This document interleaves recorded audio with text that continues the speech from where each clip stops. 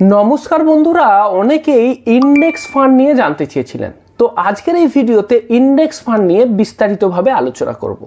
দেখুন, index fund হচ্ছে এমন একটা মিউচুয়াল ফান্ড যেটা কিনা এর আন্ডারলাইং ইন্ডেক্সকে রেপ্লিকেট করে। এইবার এখানে আমি দুটো কথা বললাম, একটা হচ্ছে যে আন্ডারলাইং ইন্ডেক্স, আরেকটাকে বললাম রেপ্লিকেট। প্রথমে রেপ্লিকেট কথার অর্থ বলে দিই। রেপ্লিকেট মানে বুঝতেই পাচ্ছেন, রেপ্লিকেট করা মানে ডুপ্লিকেট করা, মানে ইন্ডেক্সটাতে যে স্টকগুলো থাকছে আপনার মিউচুয়াল ফান্ডেতেও সেই স্টকগুলো থাকবে এবং সেম প্রপোর্শনেতে থাকবে। এরপরে যেটা জানতে হবে সেটা হচ্ছে যে আন্ডারলাইং ইন্ডেক্স, এটা জানা খুব জরুরি। দেখুন, ইন্ডেক্সও কিন্তু অনেকগুলো আছে। আমরা যখন ইন্ডেক্স বলবো না, তখন কিন্তু অনেকগুলো ইন্ডেক্স আছে, ইন্ডেক্সের ভাগ আছে, এবং সেই বিভিন্ন ধরনের ইন্ডেক্সের জন্য বিভিন্ন ধরনের ইন্ডেক্স ফান্ডও তৈরি করা যাবে। যেমন ধরুন আমি বললাম নিফটি 50, নিফটি 50 একটা ইন্ডেক্স, তো নিফটি 50 নিয়ে একটা নিফটি 50 ইন্ডেক্স ফান্ড হয়। ঠিক তেমনিভাবে সেন্সেক্স, সেটাও তো একটা ইন্ডেক্স, তাহলে তারও একটা ফান্ড হবে। তেমনিভাবেই নিফটি 500 হতে পারে, সেটা একটা ইন্ডেক্স। ব্যাঙ্ক নিফটি, মানে সেটা কিন্তু শুধু ব্যাংকের ইন্ডেক্স, সেটাও একটা ইন্ডেক্স। তো প্রতিটারই একটা একটা করে ইন্ডেক্স ফান্ড করা যেতে পারে। তো আমি এবার কি করব, আপনাকে বিভিন্ন ধরনের ইন্ডেক্স ফান্ডের ব্যাপারে বলবো, সেইগুলো জানা কিন্তু খুব জরুরি। এবং সেই ইন্ডেক্স ফান্ডগুলো কিন্তু ওর যে আন্ডারলাইন ইন্ডেক্স আছে সেটাকেই ফলো করে। এবার দেখা যাক যে কী ধরনের ইন্ডেক্স তৈরি হতে পারে। সবার প্রথমে যে ইন্ডেক্সটা আছে সেই ইন্ডেক্সটাকে বলা হচ্ছে নিফটি 500। নিফটি 500টাকে বলা হয় ব্রড মার্কেট ইন্ডেক্স। কেন বলছি এ কথা? আপনাদের স্টক বা শেয়ার মার্কেটেতে কিন্তু অনেক স্টক আছে, কিন্তু সবগুলোতে কি ইনভেস্ট করার যোগ্য না? সবগুলো ইনভেস্ট করার যোগ্য না। তো মোটামুটি ইনভেস্ট করার যোগ্য কোন কোনগুলো আছে? প্রথম যে 100টা আছে সেটাকে বলা হয় লার্জ ক্যাপ স্টক, যেগুলো খুব ভালো। তো 100টা বেরিয়ে গেল লার্জ ক্যাপ।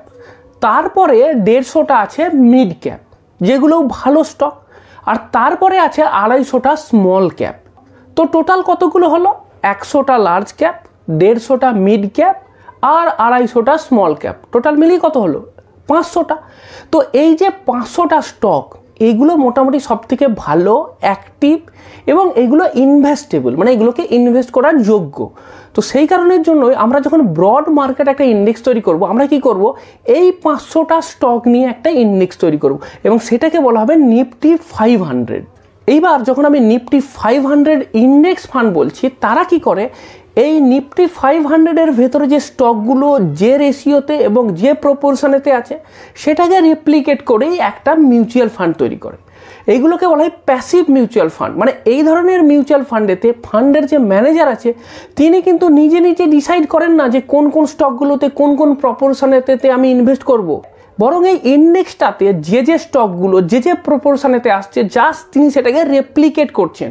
এবার একটু এরর থেকে যেতে পারে, কারণ ওর সাথে এটা মেলাতে গেলে কখনো সখনো তো একটু এদিক ওদিক হবেই, কেনা বেচা করতে গেলে সমান পরিমাণে কিনতে পারবো না, বেচতে পারবো না, সেটা একটুখানি মাইনর এরর থাকতে পারে, কিন্তু সেইটা বাদ দিলে মোটামুটি এইটাকেই তিনি ফলো করেন।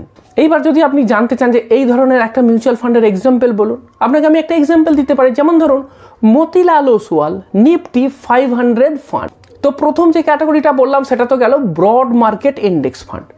এরপরের যে ফান্ডের ক্যাটাগরিটা, এইটার নাম হচ্ছে মার্কেট ক্যাপিটালাইজেশন ইন্ডেক্স ফান্ড। এটা খুব ইম্পর্টেন্ট এবং জানা খুব জরুরি। এইবার দেখুন, আমরা যখন বলি সেন্সেক্স, নিফটি 50, নিফটি 150, এই যে ইন্ডেক্সগুলো, এগুলো আমরা কিভাবে তৈরি করি? এটা আমরা তৈরি করি যে স্টক বা শেয়ারগুলো আছে তাদের যে মার্কেট ক্যাপিটালাইজেশন, মানে যদি ফর্মুলা করেন তাহলে মার্কেট ক্যাপিটালাইজেশন হচ্ছে যে একটা শেয়ারের দাম গুণিত টোটাল যতগুলো শেয়ার আছে, তাহলে সেটাই এসে যাবে তার মার্কেট ক্যাপিটালাইজেশন। তো এই মার্কেট ক্যাপিটালাইজেশনের উপর বেস করেই কিন্তু আমরা স্টকগুলোকে সাজাই। সব থেকে বেশি মার্কেট ক্যাপিটালাইজেশন যার আছে সে নাম্বার 1-এতে থাকবে, তারপরে সেকেন্ড, থার্ড, এইভাবে টোটাল করতে থাকবো, 1, 2, 3, 4, 100, 200, 500, এইভাবে তাদের র্যাঙ্কিংটা হবে। তো প্রথম 30টা যেটা, সেইটাকে বলা হয় সেন্সেক্স। তাহলে কি হবে, যে এই যে ইন্ডেক্সটা সেন্সেক্স ইন্ডেক্স, তাহলে সেখানে 30টা শেয়ার থাকবে, এবং সেই 30টা শেয়ার হবে টপ 30 মার্কেট ক্যাপিটালাইজেশনের উপর বেস করে। তো এই সেন্সেক্সের উপরেতে যদি আপনি একটা ফান্ড তৈরি করেন, মানে সেন্সেক্স ইন্ডেক্সটাকে জাস্ট আপনি রেপ্লিকেট করলেন, তাহলে তো একটা ফান্ড তৈরি হবে। সেই প্যাসিভ মিউচুয়াল ফান্ডটার নাম দেব সেন্সেক্স ফান্ড। একটা এক্সাম্পল HDFC সেন্সেক্স প্ল্যান। তাহলে এইটা হয়ে গেল একটা এই সেন্সেক্স ফান্ড। এটাও কিন্তু একটা ইন্ডেক্স ফান্ড যেটা কিনা সেন্সেক্সকে রেপ্লিকেট করছে। ঠিক তেমনিভাবেই আছে নিফটি 50। নিফটি 50 মানে কি? এখানে তো 30টা নিয়েছিলাম, এখানে 30টার জায়গায় আমি 1 থেকে 50 নম্বর কোম্পানি পর্যন্ত টপ 50টা কোম্পানি নেব।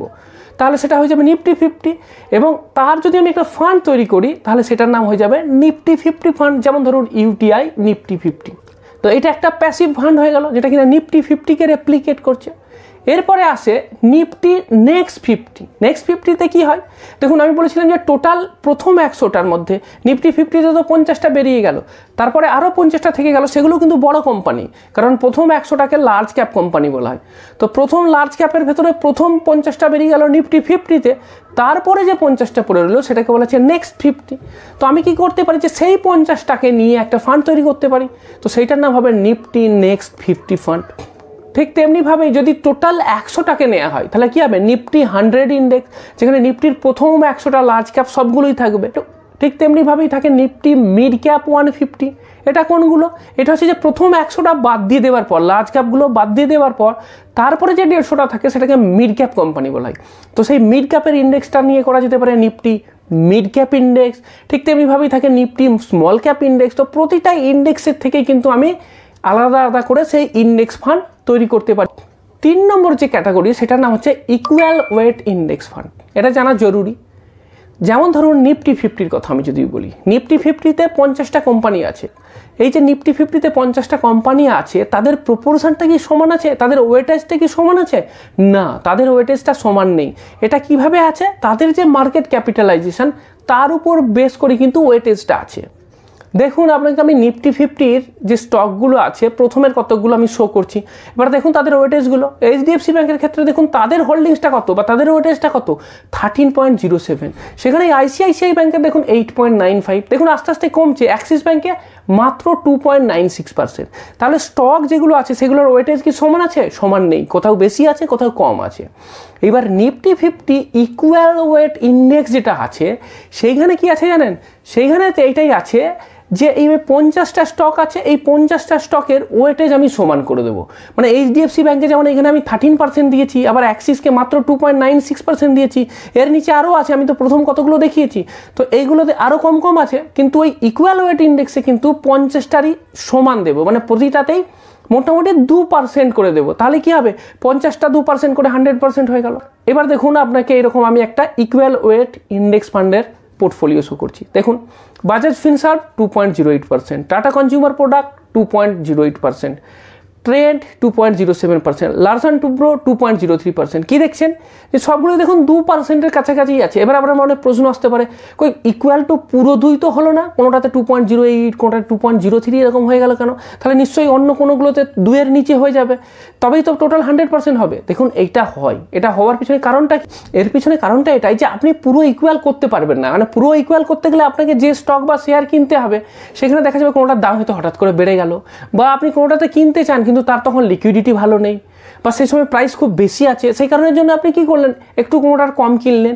মোটামুটি প্রিন্সিপালটা 2-এর কাছাকাছি থাকবে। এবার পুরো তো একবারে সেই কাটা কম্পাস দিয়ে সমান করা সম্ভব না, তো সেই কারণে পুরো সমান হয় না, কিন্তু দেখুন প্রায় কাছাকাছিই আছে। তো এইরকম ইকুয়াল ওয়েট ইন্ডেক্স ফান্ড আছে নাকি? নিশ্চয়ই আছে। যেমন ধরুন UTI Nifty 50 equal weight index fund. UTI Nifty 50 index ফান্ডও আছে, আবার ইকুয়াল ওয়েট নিফটি 50 ইন্ডেক্স ফান্ডও আছে। তফাৎটা কি সেটা তো আপনাকে এখনই বললাম। এরপরে 4 নম্বর ক্যাটাগরির যে ইন্ডেক্স ফান্ড সেটাকে বলা হয় সেক্টর বেসড ইন্ডেক্স ফান্ড। এইখানেতে কি হয় যে বিভিন্ন ধরনের যে সেক্টরগুলো আছে সেই সেক্টরগুলোরও আবার ইন্ডেক্স হয়। যেমন ধরুন ব্যাংকিং সেক্টর, তো ব্যাংকিং সেক্টরের একটা ইন্ডেক্স হবে, সেইখানে তো শুধু সেই ব্যাঙ্কগুলোতে ইনভেস্ট হবে। আবার ব্যাংকিং সেক্টরের ভেতরে তো আবার আলাদা ইন্ডেক্স আছে। যেমন ধরুন প্রাইভেট ব্যাংকের আলাদা ইন্ডেক্স, সরকারি ব্যাংক যেগুলো ন্যাশনালাইজড ব্যাংক তাদেরও আবার আলাদা ইন্ডেক্স থাকে। তো সেরকম আলাদা আলাদা ইন্ডেক্স থাকলে তার আলাদা আলাদা ফান্ডও তৈরি হবে। HDFC banking ETF. সুতরাং আপনি এখানে বুঝতেই পারছেন যে এগুলো বিভিন্ন ব্যাংক আছে, শুধুমাত্র তাদের স্টক বা শেয়ারেতে ইনভেস্ট হবে। ঠিক তেমনিভাবেই আইটি ইটিএফ তৈরি হয়, মানে আইটি মিউচুয়াল ফান্ড, যেখানে কিনা বড় বড় আইটি কোম্পানিগুলো যেমন আছে, ধরুন টিসিএস, ইনফোসিস, এইচসিএল, টেক মহিন্দ্রা, এলটিআই, এইগুলো সব জায়গাতেই এইগুলোতে ইনভেস্ট হবে। তো এই সেক্টর বেস যে ইন্ডেক্সগুলো আছে সেগুলো মোটামুটি banking, technology, health care, Pharma, infrastructure, consumption, এরকম বিভিন্ন ধরনের ইন্ডেক্স তৈরি করা যায় এবং সেই ইন্ডেক্সগুলোতে এখানেতে ইনভেস্ট হয়। এইবার লাস্ট যেটা, সেটার নাম হচ্ছে ইন্টারন্যাশনাল ইন্ডেক্স। দেখুন এতক্ষণ যেগুলোর কথা বললাম সেগুলো তো সবই দেশের কথা বললাম, ডোমেস্টিক ইন্ডেক্স। সেম ধরনের ইন্ডেক্স ইন্টারন্যাশনালও হতে পারে। যেমন ধরুন বিদেশেতে, মানে আমেরিকাতে, সেখানে কি আছে, যেমন ধরুন S&P। S&P 500, আমাদের যেমন নিফটি 50 বা নিফটি 500 হয়, তেমনি ওদের হয় S&P 500, সেটাও ওদের একটা ইন্ডেক্স। তো সেই S&P 500 এর একটা ফান্ড হতে পারে যেটা কিনা এই SIP 500 ইন্ডেক্সটাকে কপি করে। ঠিক তেমনিভাবেই ওখানে আছে যেমন ধরুন NASDAQ 100, এটাও খুব ইম্পর্ট্যান্ট একটা ইন্ডেক্স আমেরিকার ক্ষেত্রে। এগুলো মেনলি টেকনোলজিক্যাল যে স্টকগুলো থাকে তাদের যে ইন্ডেক্স সেটা নিয়ে তৈরি হয়। এখানে এই NASDAQ 100কে সেটাকে আমরা রেপ্লিকেট করে একটা মিউচুয়াল ফান্ড তৈরি করছি। যেমন ধরুন এক্সাম্পল হিসাবে ICICI Prudential NASDAQ 100 index fund. তেমনিভাবেই S&Pর ক্ষেত্রে Motilal Oswal S&P 500 index fund. তো এইখানেতে বিদেশের বিভিন্ন ধরনের ইন্ডেক্সকে কপি করা হচ্ছে। তো এগুলো আপনাকে বিভিন্ন ধরনের ইন্ডেক্স ফান্ডের কথা বললাম। এবার প্রশ্ন হলো যে তাহলে ইন্ডেক্স ফান্ডের অ্যাডভান্টেজগুলো কী আছে, এখানে কেন ইনভেস্ট করব? দেখুন ইন্ডেক্স ফান্ড যেগুলো এগুলো তো সব প্যাসিভ ফান্ড।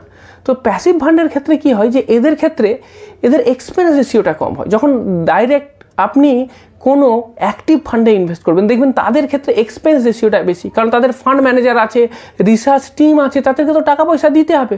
তো সেই কারণের জন্যই তাদের খরচাটা বেশি, তাই জন্য তাদের টোটাল এক্সপেন্স রেশিও বা TER পার্সেন্টেজটা বেশি হয়।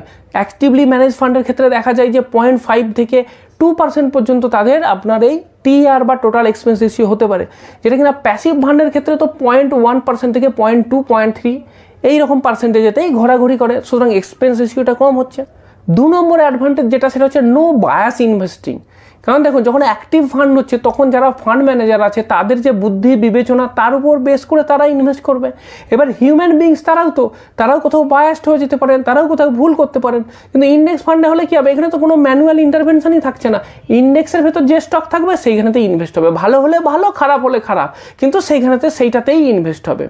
3 নম্বর হচ্ছে কি যে মার্কেট এক্সপোজার যেটা সেটা কিন্তু ব্রড মার্কেট এক্সপোজার হবে। যেমন ধরুন নিফটি 50 যদি কম্পোজিশন দেখেন তাহলে দেখতে পাবেন যে বিভিন্ন স্টক আছে, বিভিন্ন যে ইন্ডাস্ট্রি আছে তাদের ইনভেস্টমেন্ট আছে, ব্যাংকিংয়ে ইনভেস্টমেন্ট আছে, আইটিতে আছে, হেলথ কেয়ার আছে, FMCG আছে, ফার্মা আছে। তো নিফটি 50-র ভেতরে সব ধরনের স্টকই আছে। তাহলে এখানে কিন্তু আপনার ডাইভার্সিফিকেশনটা হয়ে যাচ্ছে। আর সবথেকে বড় কথা দেখা যাচ্ছে যে অনেক ক্ষেত্রেই অ্যাক্টিভ যে ফান্ডগুলো আছে সেইগুলো এই প্যাসিভ ফান্ড যেমন ধরুন নিফটি 50 বা সেন্সেক্স তাদেরকেই বিট করতে পারছে না।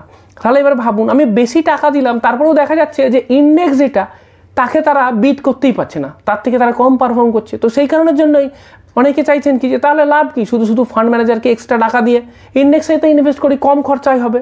তো সেই কারণের জন্যও আস্তে আস্তে ইন্ডেক্স ফান্ড কিন্তু পপুলারিটি পাচ্ছে।